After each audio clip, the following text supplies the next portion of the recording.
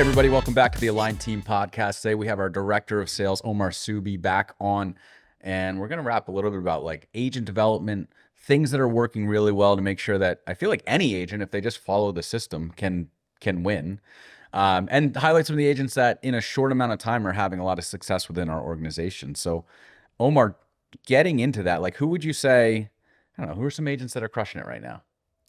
I think it's a common theme that always comes back with the systems, right? It's the agents that are following the systems that we've built and doing it at a very high level. A lot of the agents come in with some experience, but not a lot of experience with using the systems. And, it takes probably, I'd say, anywhere between a month to 2 months to get comfortable with the systems. Any changes probably scared a lot of the agents, but once they get it, Yeah.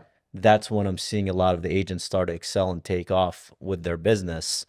Chris Starda, for example, I mean, he came in, he had systems in place. I don't think maybe he was on Follow Boss. I'm not sure if I he think he was. was. Yeah. He was, but he wasn't using it to the extent that we use it.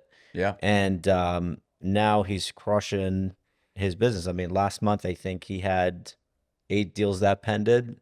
So, and that was about 90 days after he joined us. So, once that learning curve is out of the way, your business is going to start taking off. Yeah. And the beauty of the system is you can track everything that you do. Yeah. Like, it's not just your phone calls, it's not just your tasks, it's not just your text messages.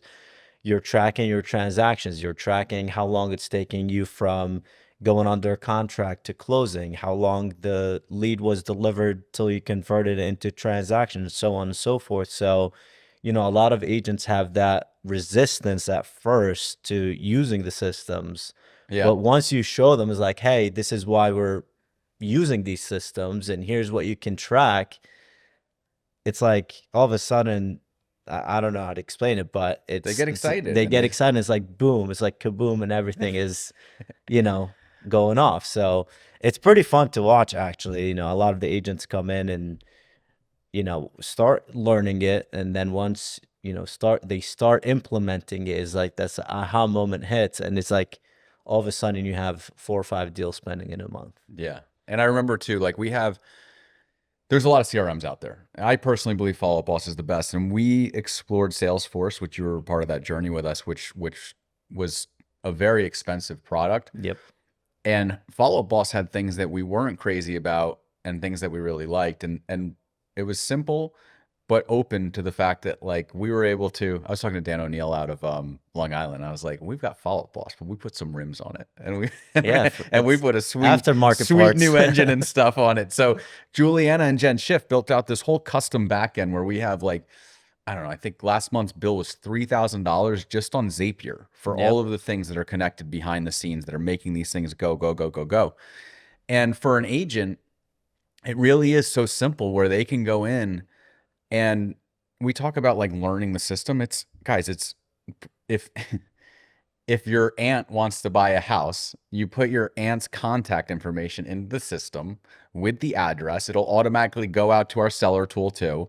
It'll start putting them onto all of the automated systems that are really A/B tested so that they're not going to piss your aunt off, I promise. Yeah, and it's marketing to the aunt in your name because you're the assigned agent on it. Yeah. And then from there, call your aunt through the system, talk to her about what she's looking to accomplish. We have a whole AI transcript that then comes around that, so you can review your notes after the call, and then set a next touch date so that you actually have a follow-up task. Set them up on e-alerts so they're getting listings from our own website. They're not going to Zillow, TrulyARealtor.com. And it's coming in your name again. Yeah, and it's coming from you, and you're looking like the leader. And then that's one, and we want you to go get like 199 more. If you have 200 of your own people within your sphere, and they're all set up with proper data like that, and then when they raise their hand, you're getting alerted through the system, and then you call them and you stay in touch with them. It's really like, it's completely idiot proof. 100%. And a lot of times it's like, okay, my aunt looked at this property 9 times, and she hasn't reached out to me yet about this property, but I know she's looking at it.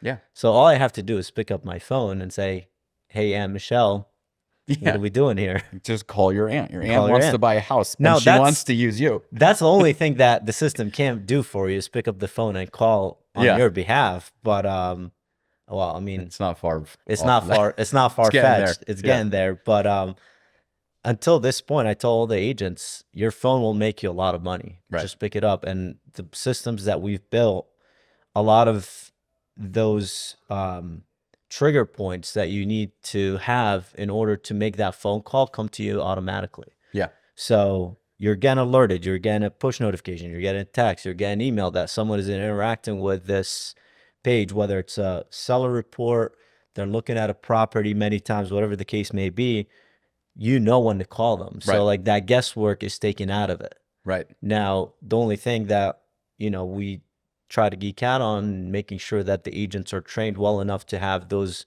meaningful conversations and bring in value to their clients is that back end training on what those conversations need to be like and getting everyone making sure they're on top of their A game. Yeah. And I always, again, simplicity is like my favorite word. But the simplicity of it is you are doing that. You're using the system. You're following the process. The system tells you how to follow the process. For sure. And then when you're doing that well, and it kind of becomes automatic, and you start to layer on the actual soft skills of selling, the how to be in rapport with the client, how to really go deep on what's super important about that home and why they should bid to this or why maybe they shouldn't bid to that on this home, and let's move Right. on and find something else, or the importance of finding you a property off market. And that too is something that we have a full agent training on that, and yet probably 20% of the folks in our world actually Do it. really play all out with that too. It's funny you bring that up because we just did a training on it last week, and that's like pretty much you're playing a matchmaker. That's all it is. Yeah. And with the systems and the tools that we have, it's as simple as pulling a map, and here's the map, and here's who we have in the database, Yep. and here's our score and likelihood of selling. Let's call them. Yeah. But it's the same thing. It always goes back to making that meaningful call and saying, hey, Mr. Seller, Yep. are you willing to sell? I have a buyer. It's funny. I just went through our system last week because Kara wants to move to Basking Ridge. So I went in, did the map search, sorted by high propensity score, which shows how likely a seller may be looking to go. And I started to actually create a list of like, I know this home could work for me and her. I know this home could work. This home could work. And, if I narrow it down to 15 people, I'll either send a mailer or I'll pick up the phone and call them because we have their contact info anyway. And then just ask them, hey, me and my wife live in Warren Township. We're considering a move to Basking Ridge. We really liked 10 Hurley Street or whatever. I'm just making up an address right now. Would you ever consider selling that? Oh, and we have a home sale contingency. Oh, and this, and here's our actual timeline and all that stuff. But that's the beauty of off market is you can go in with that home sale contingency and still get it accepted. Kind of do whatever you want. They weren't even thinking about it. Exactly. And be super flexible there. And I find that too, like a lot of, if you're in the burbs, a lot of larger homes or the pricier homes, it's a lot of folks that are transacting out of those secondary homes or the second type of home that they'll be owning in their home ownership. They're downsizing. Their kids are out of college and whatnot. Sure. So there can be a lot of flexibility in those in those time zones. And like when we bought our home in 2021, the sellers, for instance, they were living at their short house at the time. It was during COVID and they just weren't even up in the area. So that's like timeline didn't matter. We did a 90-day close. Yep. And we were able to get what we wanted to do. So I just bring that up because we're going through it and we're experiencing how easy it is to go look through a map within our own database, see people who are fairly likely to highly likely to sell, and then from there I just go on Google and start like looking at, all right, what is it? Let me look around the street. Let me see if I like this, or they're power lines, or they're not, and then decide whether or not it's going to be on my list. And to flip the script too, like if it's a newer agent or even experienced agents that are looking to get into the seller side of things, it's pretty easy when you're prospecting and you're having conversations. Okay, I'm not thinking about selling today, but I might be in the next 2 years. Yeah.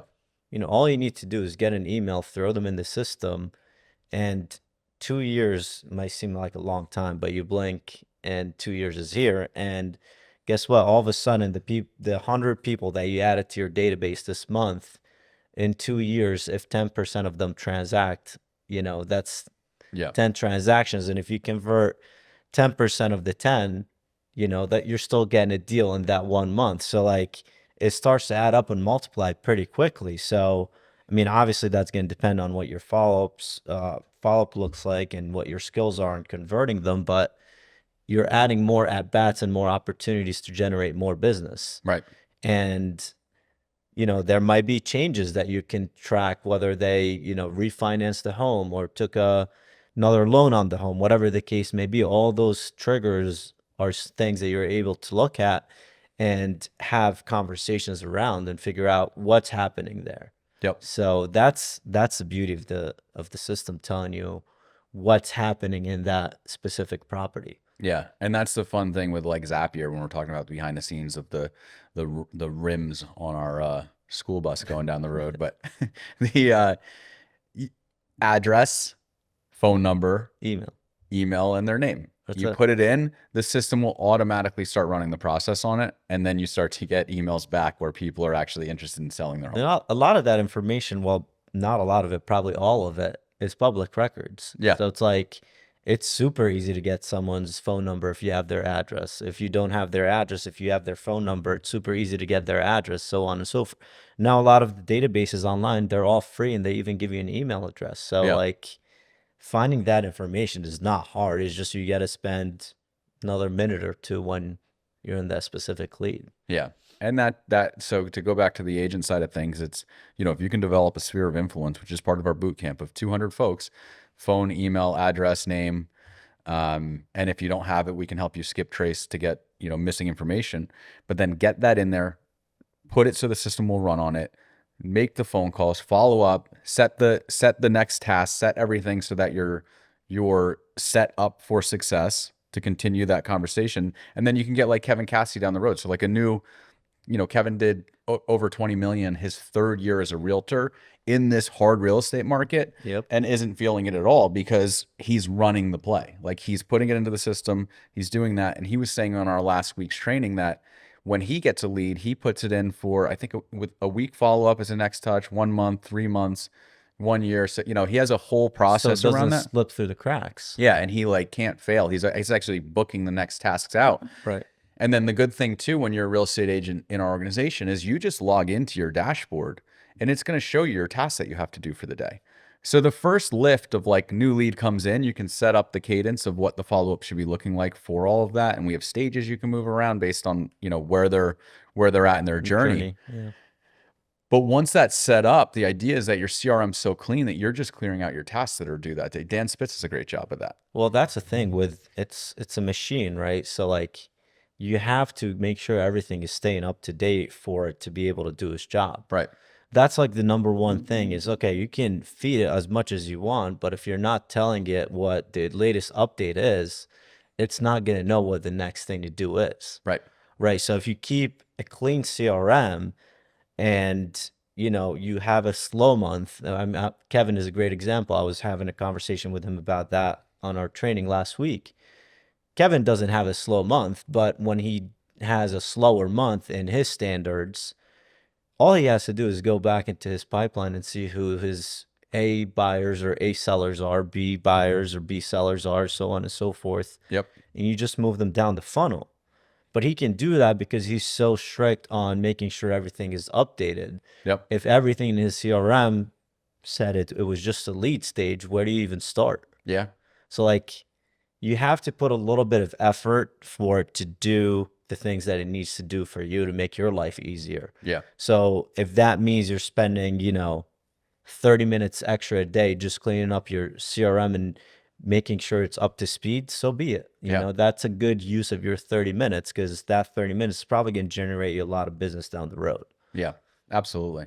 And I find too, a lot of agents that if they're in a slump, again, Kevin's never in a slump, but if they're in a slump, they're sorting out, okay, who are my ABC clients? Who are, who's in nurture, who's here? And we'll look at it and I'll say, let's go through the 39 people in your A. should they all be there? Let's requalify all these people. Let's call them, everything like that. Let's get that pipeline cleared out or cleaned up as much as possible, because you'll find that a lot of people should probably be in B, C, something changed. Maybe they bought without you. Ooh, that one stings a little bit, Yeah. which happens. Yeah, and it does happen. Yeah. And then let's go back into nurture. Let's go into the ponds. Let's go redevelop the A list as well. And that too is one of the things where, I think there's 188,000 leads just in our database right now, where the agents can come in and there might be something that Kevin spoke to and they just weren't into Kevin. That happens to me all the time. I mean, Yeah. I've had clients in the past that, I met them and Yeah. we just didn't match for one reason or another. You can't expect every single person to be a perfect fit to work with each other. And I tell the agents all the time, especially with these NAR changes, like, you're going to do a buyer consultation with your buyer. It's a two-way interview. Just Right. because they're interviewing you doesn't mean you're not interviewing them, because it might be someone that's, going to waste 3 years out of your time and they're never going to be serious about transacting, right? Yeah. So it's like, you have to make sure that whoever you're adding to your database is actually a serious client. You're converting the lead to a client. Right. So that's something that I see from a lot of people, is they treat their leads as if they're automatically going to be a client. It's Right. not. It's never going to be the case. Yeah. So the agents that are doing it at a very high level are meeting with those leads, providing value, and then converting them into clients. So it's like there's that step in the middle that often gets missed. Yeah. We have Jamie Kiefer, for instance, is a good person on the team too, where she just feels like if she's not going to mesh well with the client, Give them someone else. she just messages the team and says, "Hey, this isn't where it needs to be, and here's why. Anybody interested?" For And then sure. you just move it over. Yeah. And It somebody comes else from picks it up. a place of abundance, Right. because, that person that she's giving it to is probably going to do the same thing. Right. Like, if you get someone who's like, oh, this is a perfect fit for that agent, Yep. let them work with them, Yeah. But that also goes down to, knowing who your teammates are, what areas they service, and Yeah. their style, and so on and so forth. Yeah. And that too, when we go back into like the leads being plugged into the system in the proper way, when the agents are trained that if you're not in rapport, if they're not answering your calls, if you're not getting anywhere, you put it back into the pond, let somebody else go hunting for it. You can sort by the activity on the website and everything like that. And you can see like, Yeah, okay, you can see who the most active yeah, client or leads that are in the ponds are. yeah. And you can just sort it, like, this person has been looking nonstop for the past couple of days. Let me give them a call. Bob Jennis, for example, He does a great job. He does a great job of that. And I think he's converted in the last 60 days 4 leads from the ponds alone. Yeah. And those are leads just literally sitting there. No one was. Yeah. So that's a rejected, an agent didn't want it, moved Yeah. it to a pond. Yep. Bob called it, sold him a home. Yeah, for Crazy. sure. And even like with the changes that took place August 1st here in New Jersey, like, a lot of those people that told you, oh, I've been working with an agent, their agent may have stopped calling them 3 months ago. Yeah. That happens a lot. Yeah. Like, I hear that so often. He's like, oh, my agent just abandoned me. Yeah. I'm like, seriously? Well, keep calling them. Yeah. Or I hear too, like, well, again, to go into like the skills training aspect of it, an agent will say, oh, they said they're working with somebody else. Okay, great. Did you ask if they're only showing them properties that are on the market, or are they also showing them off-market properties as Oh, well? well, what does off market mean? Yeah. You hear that all the time. Or sorry, what's our EXP lingo though? We can't say Off off-market. MLS. Off MLS. Off MLS. Yeah. But it's so funny. We had that it was a couple of years ago. We were in Westfield. I can't remember the gal's name. She was a great realtor. It's gonna come to me. Anyway, she had a friend who was looking to buy in Westfield for 2 million or something like that. And they were like, hey, I'm using Caldwell Banker, whoever it was in Westfield. I'm using this realtor to help me buy a property. And it was in a really tough market, similar to like what we're experiencing today. And I said, that's totally fine. And I'd imagine they're showing you stuff that's on the MLS, right?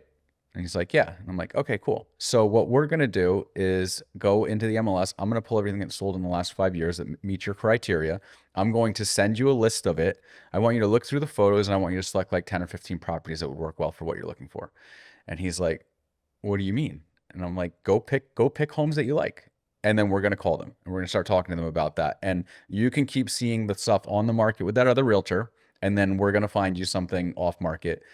And I'm completely fine with that. I'm willing to like hedge that bet on my side of things because I also know as a realtor, if I'm having really meaningful conversations with potential home sellers around a buyer that is very ready, willing, and able to have to sell their or to buy their home, that it's just easy for me to be there's authenticity For and sure. and it's easy for me to be in rapport with that person. And if the buyer doesn't want it, no worries. We'll have a conversation about going on the market, or I'll put it in front of other buyers, and we'll keep kind of going from there. So it's a really good use of time for an agent that wants to be out Well, getting you're listings. you're getting the 1-2 punch. You Yeah. already have the buyer, so like, what better value can you bring to a seller than bringing the buyer? Yeah. And what better value can you bring to the buyer than bringing them to an off MLS listing, Yeah. saying, here's the property, A lot of times it might not work, but like you said, doesn't work. We're having the conversation about listing the property. So it's like, at the end of the day, what have you lost? Yeah. It's literally a win-win for both sides. We had one Sam Haber brought up in a training. I was grilling him a little bit about 30 days ago. And we were saying, okay, Sam, you had that one client that wanted something off market, and tell me a little bit about that. And the client was in part of Morris Township, I think, but Yeah, they I think needed a it was. certain elementary school. Yep. So Sam went in and mapped the elementary school through our systems, Pull the list. pulled a list, started picking up the phone, calling people, got somebody on the phone. And I said, Sam, just real quick, how many phone calls did you make? And he started laughing. And I'm like, how many phone calls did you make? And he's like, one.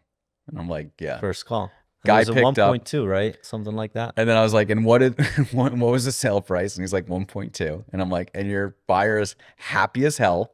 I'm like, you can't compete with that value. Like, good luck to any other agent in any other town. I don't There's care nothing how that much you dominate that market. If you do something like that, you are the best realtor in the game. So not shout out only, to Sam. yeah, shout out to Sam. And not only is that like the best value you can bring to the buyer and the seller, but I can venture to say like that's probably the best feeling that Sam had is like, okay, one call that I made and I'm bringing the buyer and I'm representing both sides, right? Like Yeah. everyone is happy in that transaction. Everyone wins. Seller was cool. Seller was firm and kind of laid out exactly what he was looking for. Yep. Not a problem.